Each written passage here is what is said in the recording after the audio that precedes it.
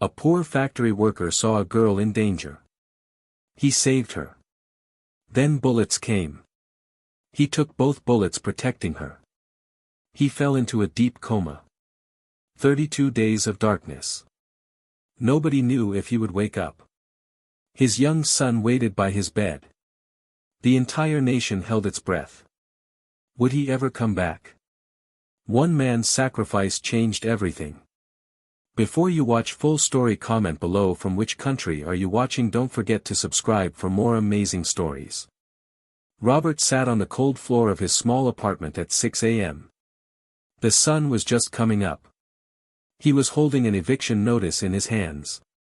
3 weeks. He had 3 weeks to leave this place or the police would throw him out. He was 35 years old. His name was Robert Hayes. He was a single father to a 9-year-old boy named Tommy. Tommy's mother had left 5 years ago. She had run away with a rich man and never looked back. She had left Robert with a child and bills he could not pay. Every day was the same. Wake up. Make breakfast for Tommy from the cheapest food he could buy. Send Tommy to school. Work at the factory for 12 hours. Pick up Tommy. Come home. Make dinner from rice and beans. Put Tommy to bed. Stay awake all night worried about money. Sleep for 2 hours. Do it all again. Robert's hands were rough and scarred from years of factory work. His back hurt from lifting heavy things. His face was tired. His eyes had lost hope a long time ago. Yesterday, Tommy had asked him a question. "Dad, are we poor?" Robert did not know what to say. He did not want to lie to his son. But he did not want to destroy Tommy's hope either. "We are struggling right now," Robert had said. "But it will get better." But Robert did not believe this. He did not think it would get better. He thought this was his life now. Forever. Poor. Struggling. Broken. He looked at the eviction notice again. 3 weeks. After 3 weeks, where would he and Tommy go? They would be homeless. They would be living on the street. Robert felt something break inside him. He felt like giving up. He felt like there was no point in trying anymore. But then he heard Tommy calling from the bedroom. "Dad! Dad! Wake up! We need to get ready for school." Robert stood up. He put the eviction notice in a drawer. He went to wake up his son. He made breakfast. He got Tommy ready. He did what he had to do. He had no idea that today would be the day everything changed. He had no idea that in a few hours, he would make a choice that would change his entire life. He had no idea that he would take 2 bullets. He had no idea that he would fall into a deep coma. He had no idea that the entire nation would hold its breath waiting to see if he would ever wake up. By noon, Robert was working at the factory. He was on the assembly line, putting pieces together on a machine. The work was boring and hard. The work was the same every single day. Then something different happened. An announcement came. Governor Catherine Williams was coming to visit the factory. The governor was bringing her security team and cameras. The workers were told to clean up. They were told to wear their best clothes. They were told to smile for the cameras and look happy about their jobs. Robert did not care. He put on his work shirt. He stood where he was told to stand. He tried to look presentable even though his shirt had holes in it. By 1 p.m., the governor arrived. She was a tall woman with a big smile.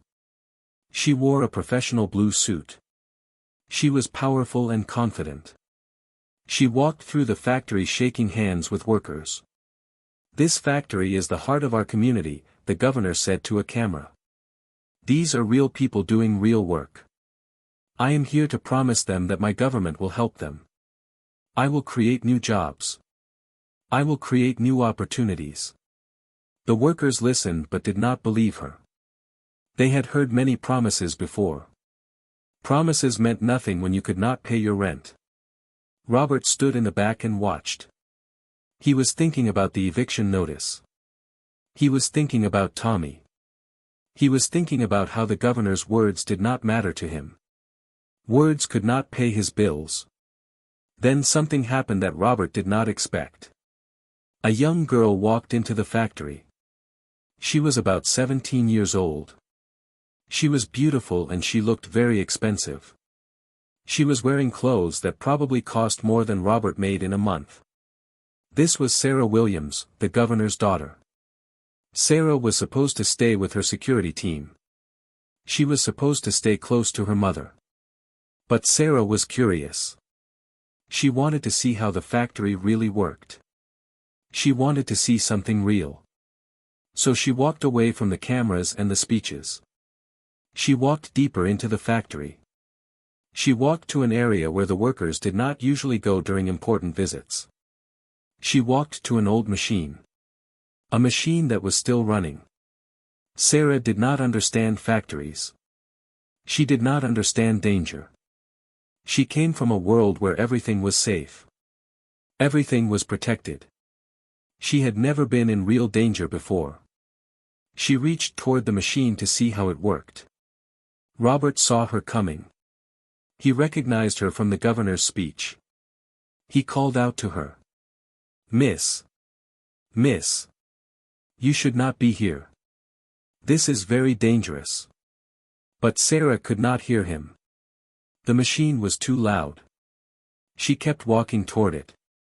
She kept reaching out her hand. Robert saw what was about to happen. He saw her small hand moving toward the spinning parts of the machine.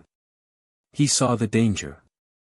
He saw that in 1 second, her hand would be caught. Her arm would be destroyed. She would be badly hurt. Robert did not think about himself. He did not think about his own problems. He did not think about anything. He just ran. He ran as fast as his tired body could run. He ran across the factory floor. He ran toward Sarah. Robert grabbed Sarah and pulled her back hard. He pulled her away from the spinning machine.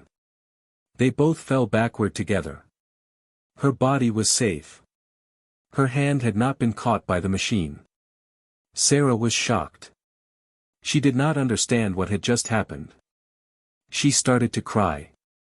You almost died, Robert said to her, still holding her. That machine would have taken your arm. Sarah looked at the machine. She looked at the spinning parts that would have destroyed her. She understood then. She understood that she had almost been killed. Thank you, Sarah said, crying. Thank you for saving me. But Robert did not have time to answer her. Because something terrible was about to happen. A man had been following Governor Catherine Williams for months. His name was David Cross. David had worked at the factory for 10 years. The governor's new policies had closed down the factory's main division. 300 workers lost their jobs. David lost his job. He lost his house. He lost everything. David blamed the governor. He blamed her for his suffering. He blamed her for his pain. He decided that he would take revenge. He decided that he would make the governor pay for what she had done to him. He had bought a gun. He had waited for the right moment. Today was that moment. David had hidden himself in the factory. He had a gun under his jacket. He had decided that today, he would shoot the governor's daughter. Today, he would make the governor suffer like he had suffered. When Robert was helping Sarah up, David came out from behind a large machine. He pulled out his gun. He pointed it at Sarah Williams. You think you can take what is not yours? David shouted. You think your mother's money makes you safe? Today you learn that nobody is safe. Robert saw the gun. Robert saw the danger. Sarah was standing right next to him. Sarah was still weak and confused from almost being killed by the machine. David pointed the gun at Sarah. And Robert made a choice. Robert did not run. Robert did not hide. Robert stepped in front of Sarah. He used his body as a shield to protect her. "Do not shoot her," Robert said to David. "Please. She is just a girl. Shoot me if you want to shoot someone. But do not shoot her." David laughed. "I do not care about you," David said. "You are nothing." "Then shoot me," Robert said. David pulled the trigger. The first bullet came out of the gun. It was loud like thunder. It hit Robert in the shoulder. Robert felt the hot pain. He felt the burning. He felt the blood running down his arm. But he did not fall. He was still standing. He was still protecting Sarah. David pulled the trigger again.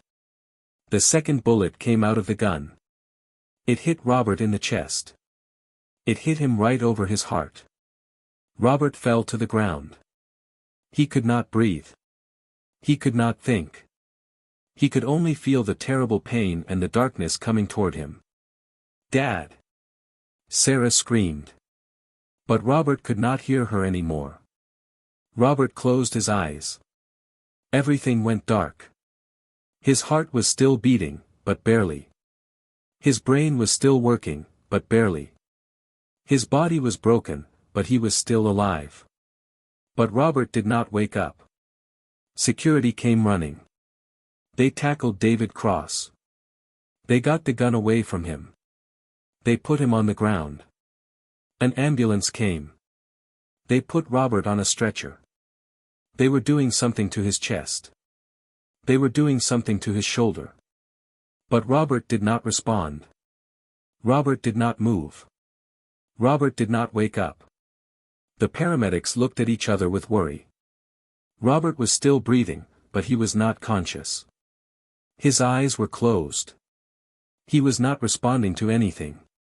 "We need to get him to the hospital now," one paramedic said. "He has lost a lot of blood." They rushed Robert to the hospital. They rushed him into surgery. They worked on him for many hours. They stopped the bleeding. They removed the bullets. They repaired the damage. But Robert did not wake up. He did not wake up during surgery. He did not wake up after surgery. He did not wake up that night or the next day. Robert had fallen into a coma. The doctors did not know if he would ever wake up. The news spread across the entire country in minutes. Every television channel was showing the same story. Every person on social media was talking about the same thing. Single dad takes 2 bullets to save governor's daughter. Factory worker falls into coma after heroic act. Nation waits, will Robert Hayes ever wake up? Within 1 hour, everyone in the country knew the story. A single father named Robert Hayes. A man who worked at a factory. A man who was poor and struggling. A man who had been shot twice while saving the governor's daughter. A man who had fallen into a deep coma and nobody knew if he would ever wake up. The news channels showed clips of what had happened. They showed Robert grabbing Sarah. They showed David Cross pulling out the gun. They showed Robert stepping in front of Sarah. They showed the bullets hitting Robert. They showed Robert falling to the ground. People started crying when they heard the story. Real tears. They were crying because a man had sacrificed himself for a child. They were crying because of his bravery. They were crying because his son was now alone in the world, and his father might never wake up. Reporters found Tommy in his school. They told him that his father had been shot. They told him that his father was in a coma. They told him that his father might never wake up. Tommy did not understand. He did not understand what a coma was. He did not understand that his father might not come home. A teacher held Tommy and let him cry. At the hospital, Robert was in the intensive care unit. Machines were connected to his body. A breathing tube was in his mouth. A heart monitor showed that his heart was still beating, but very slowly. Outside the hospital, people started gathering. They did not know Robert. But they had heard his story. They had heard that a single father had taken 2 bullets for a child. They came to the hospital to pray for him. They came to hope that he would wake up. By the evening, there were hundreds of people outside the hospital. By the night, there were thousands. People from all over the city came. They brought candles. They brought flowers. They brought signs that said, "Robert, wake up," and "We believe in you," and "Please come back to Tommy." News channels showed the crowd outside the hospital. They showed people crying and praying.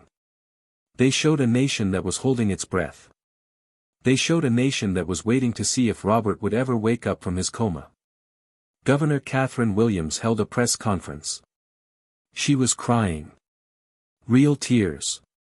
She was a mother who was grateful that her daughter had been saved. She was a woman whose life had been changed by a stranger. "There is a man named Robert Hayes," the governor said, her voice shaking. "He is a single father. He is a working man. He has nothing. But today, he gave everything. He took 2 bullets to save my daughter's life. And now he is in a coma, and we do not know if he will ever wake up." The governor paused. She wiped her tears. "I am asking everyone in this nation," she said. "I am asking you to pray for Robert. I am asking you to hope. I am asking you to believe that he will wake up. Because this man is a hero. This man is the bravest person I have ever known. And he deserves to live. He deserves to wake up and see his son again." Sarah Williams sat next to her mother. She was very quiet. She was thinking about the moment when Robert had grabbed her and pulled her away from the machine. She was thinking about the moment when he had stepped in front of her to protect her from the bullets. She was thinking about a man who was willing to die for her. She was thinking about Tommy. She was thinking about a boy who might never see his father again. The nation waited. Days passed. Robert did not wake up. His eyes stayed closed. His body did not move. The machines kept him alive, but Robert was not conscious. Doctors came and checked him every day. They looked at his brain scans. They looked at his vital signs. They did not know when or if he would wake up. Sometimes, one doctor told Governor Williams, people in comas can hear what is happening around them. Sometimes they can hear people talking. You should talk to him. You should tell him stories. You should encourage him to wake up. So Governor Williams went to see Robert every day. She sat next to his hospital bed and talked to him. "Robert," she said, "you need to wake up. Your son needs you. Tommy is waiting for you. He is so brave, just like his father. But he needs to know that you are going to be okay. He needs his father to come home." Tommy came to the hospital every day after school. He sat next to his father's bed and held his hand. "Dad," Tommy said, "I know you can hear me. I know you are in there. Please come back. Please wake up. I miss you so much. I need you." Tommy told his father stories about school. He told him about his teacher. He told him about his friends. He told him about everything that was happening in his life. "I am trying to be brave like you, Dad," Tommy said. "I am trying to be strong. But I do not know how to do it without you." Sarah Williams also came to the hospital. She sat next to Robert's bed and talked to him. "Mr. Hayes," she said, "I do not know if you can hear me. But I want you to know that you saved my life. You saved me twice. Once from the machine. Once from the bullets. You are a hero. You are the bravest person I have ever known." She paused. She held his hand. "Please wake up," she said. "Please come back. Your son needs you. I need to know that my hero is going to be okay." Days became weeks. Robert did not wake up. The nation continued to hold its breath.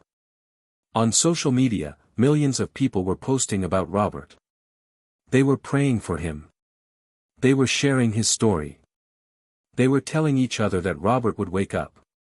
They were refusing to give up hope. After 3 weeks in a coma, something changed. Robert's fingers moved. Just a little bit. Just for a second. But they moved. A nurse saw it. She called the doctors immediately. Doctors came and checked Robert. They looked at his brain scans. They looked at everything. There is activity, one doctor said. His brain is starting to respond. The news spread quickly. Robert was showing signs of waking up. Robert might come out of his coma. The nation held even tighter to its breath. Tommy came to the hospital that day. He saw his father's fingers move. "Dad!" Tommy screamed. "Dad! I knew you would wake up. I knew it." Tommy held his father's hand tightly. He talked to his father. He told him stories. He begged his father to keep fighting. He begged his father to come back. After 32 days in a coma, Robert opened his eyes. It happened slowly. His eyelids moved. His eyes opened. He looked at the ceiling. He did not move anything else. But his eyes were open. A nurse saw it and called the doctors. The doctors came running. "Robert," the doctor said loudly. "Robert, can you hear me? Robert, move your hand if you can hear me." Robert's hand moved. Just a little bit. But it moved. The doctors checked everything. They looked at his brain scans. They looked at his vital signs. They checked his responses. "Robert," the doctor said, "you are going to be okay. You have come out of your coma. You are going to live." When Tommy heard that his father had woken up, he ran to the hospital. He ran as fast as his legs could carry him. He burst into Robert's room and stopped. Robert was awake. His eyes were open. He was looking at Tommy. "Dad," Tommy said, and he started crying. "Dad, you woke up. You are alive. You came back to me." Robert tried to speak, but he could not. His throat was dry from the breathing tube. But he looked at his son. And tears came to his eyes. Real tears. Tears of a man who had been given a second chance. Tommy held his father's hand. He sat next to him and did not leave. He sat there all night. He sat there while his father recovered. Governor Catherine Williams came to see Robert the next day. She was crying. "Welcome back," the governor said. "We have been waiting for you." Robert tried to speak. His voice was very quiet. "Sarah?" he asked. "Sarah is fine," the governor said. "You saved her life. You are a hero." Robert closed his eyes. He had done it. He had saved Sarah's life. He had survived the coma. He was going to live. The recovery was slow and hard. Robert could not move much at first. He could not speak clearly. He had to relearn how to do many things. But every day, he got better. Every day, he got stronger. Every day, he moved a little bit more. Doctors said that the bullet in his shoulder had not hit any major blood vessels. The bullet in his chest had missed his heart by just a few centimeters. Robert had been incredibly lucky. He had been incredibly brave.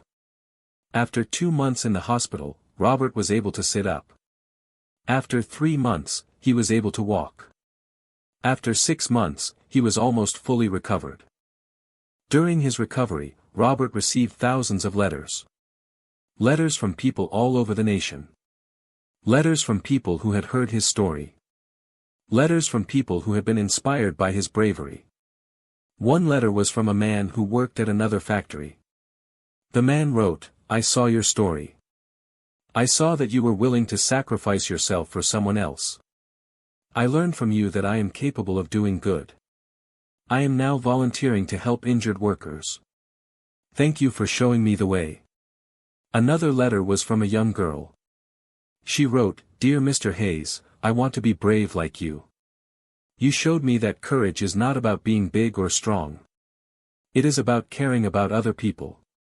You are my hero. Robert read these letters and cried. He understood now why the nation had held its breath. He understood now that his sacrifice had meant something to many people. Sarah Williams was changed by what had happened. She had almost died. A man had saved her life. A man had been willing to die for her. She could not stop thinking about Robert. She could not stop thinking about his bravery. She could not stop thinking about his son. She visited Robert many times during his recovery. She talked to him.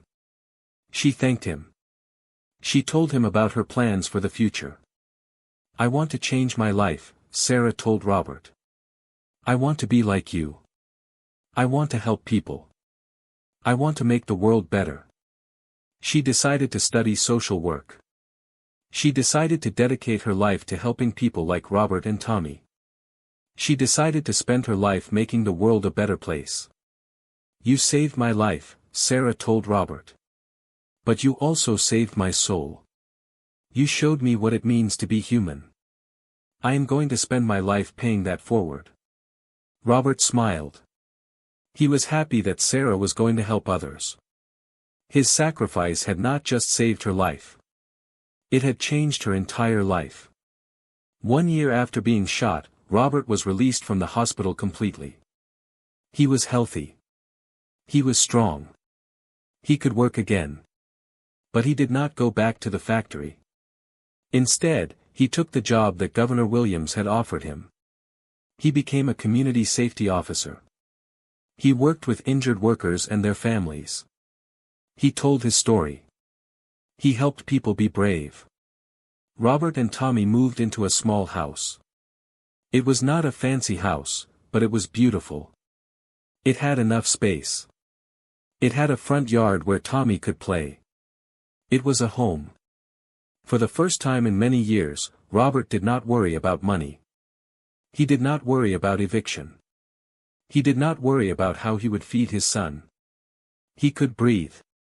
He could rest. He could be a father. Tommy was doing well in school. Tommy was happy. Tommy was proud of his father. You are my hero, Tommy told his father. You saved a girl's life.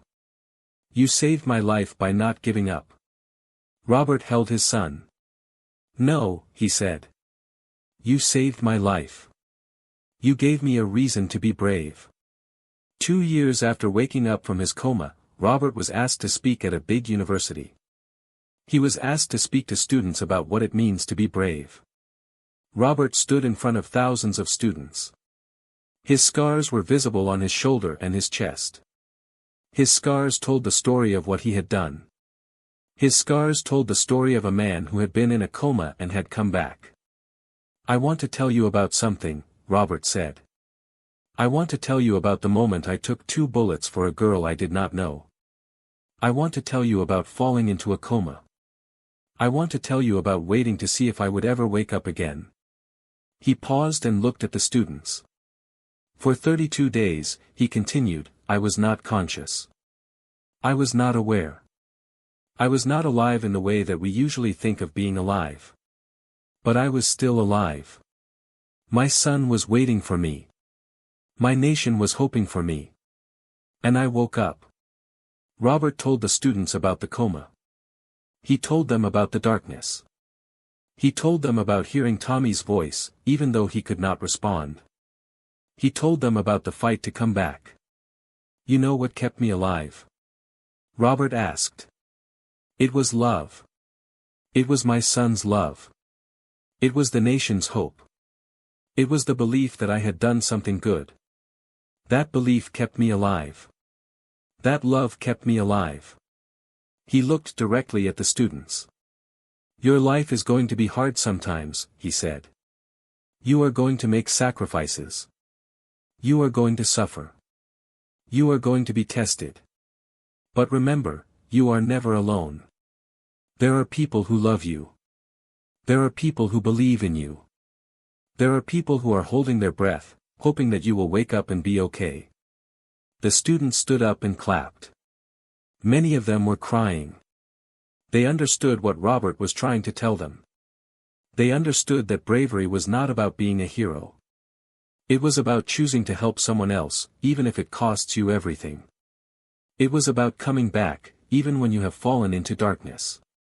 5 years after taking 2 bullets to save the governor's daughter, Robert sat on the porch of his house. It was evening. The sun was going down. The sky was beautiful. Tommy was inside doing his homework.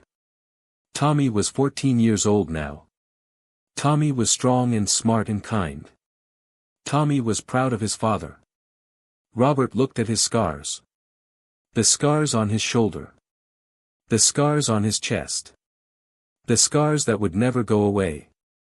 These scars told a story. They told the story of a poor man who had been broken. They told the story of a man who had taken 2 bullets for a child. They told the story of a man who had fallen into a deep coma. They told the story of a man who had come back. These scars also told another story. They told the story of a nation that had held its breath.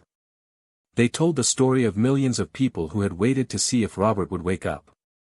They told the story of hope and love and the power of human connection. Sarah Williams was in college now. She was studying social work. She was going to help many people. She would always remember Robert. She would always be grateful that Robert had saved her life.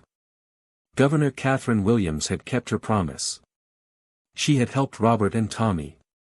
She had given Robert a good job. She had helped Tommy get a good education. She had changed her policies to help working people more. One man's choice to be brave had changed so many lives. One man's sacrifice had saved a nation's hope. The documentary about Robert's story won many awards. It showed the day he was shot. It showed the nation waiting to see if he would wake up from his coma. It showed the moment his eyes opened after 32 days of darkness. In the documentary, the narrator asked Robert a question: "Were you afraid? Were you afraid that you would never wake up?" Robert thought about this.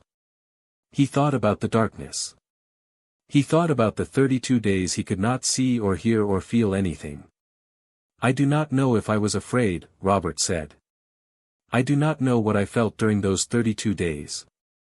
But I know that something inside me wanted to live. Something inside me wanted to see my son again. Something inside me wanted to finish what I started." "And what was that?" the narrator asked. "What did you want to finish?" "I wanted to show people," Robert said, "that sacrifice is worth it. I wanted to show people that one person can make a difference.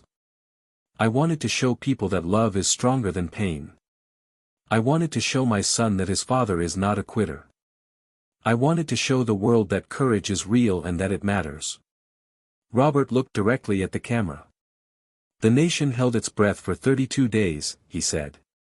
Millions of people were hoping that I would wake up. Millions of people were praying for me. And I did wake up. Not because I am special. But because I had reasons to live. I had a son who loved me. I had a nation that believed in me. I had a purpose." He paused. "That is why I woke up," Robert said. "That is why I came back from the coma. That is why I am here today, alive and well. It was love. It was hope. It was purpose." The documentary ended with a scene of Robert and Tommy sitting on their porch, watching the sunset together. They were not talking. They did not need to talk. They just needed to be together.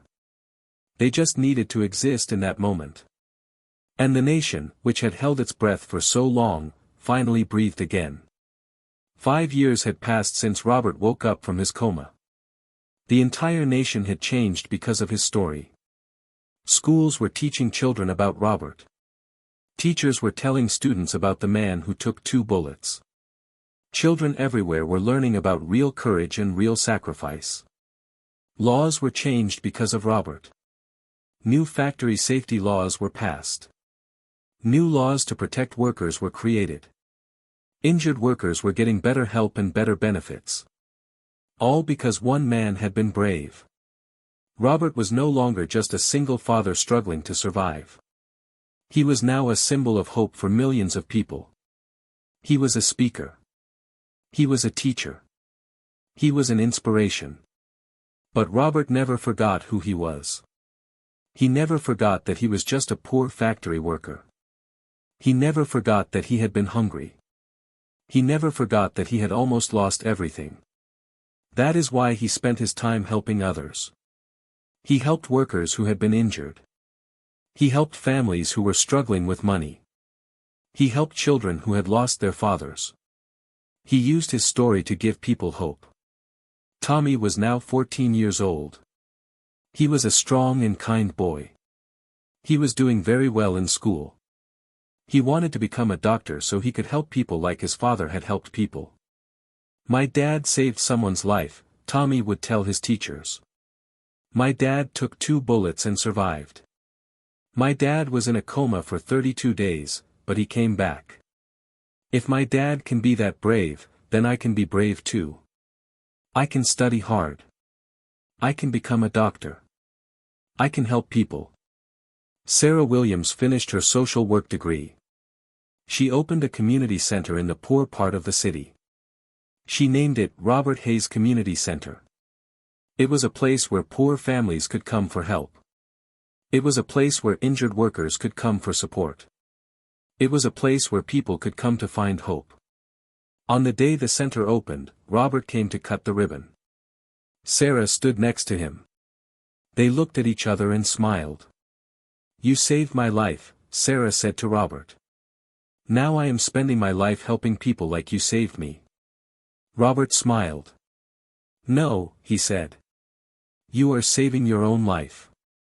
You are finding your purpose. That is what matters."